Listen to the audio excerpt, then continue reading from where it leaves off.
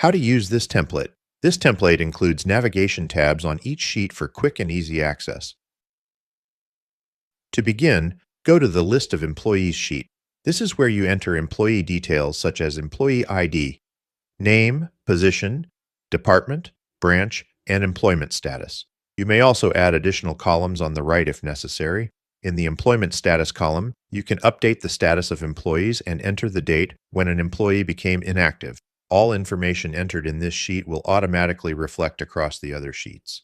The employee count and status summary at the top will also update automatically. Next is the Settings sheet. This is where you manage and update all details used in the drop-down lists. You can edit the attendance codes and descriptions based on your preference. Once updated, all changes will automatically reflect across the entire workbook. To monitor attendance, simply go to the applicable monthly sheet. Select the attendance code from the drop-down list, for example, P for present, A for absent, RD for rest day, VL for vacation leave. You may also edit these codes anytime in the settings sheet.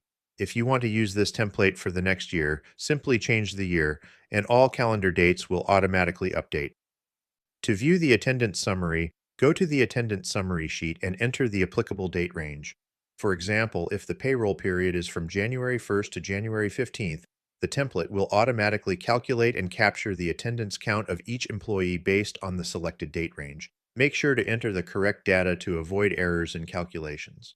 For the leave monitoring sheet, this is where you can view the total leaves and leave types used by each employee. All sheets are automated and protected, so you don't have to worry about accidentally deleting formulas.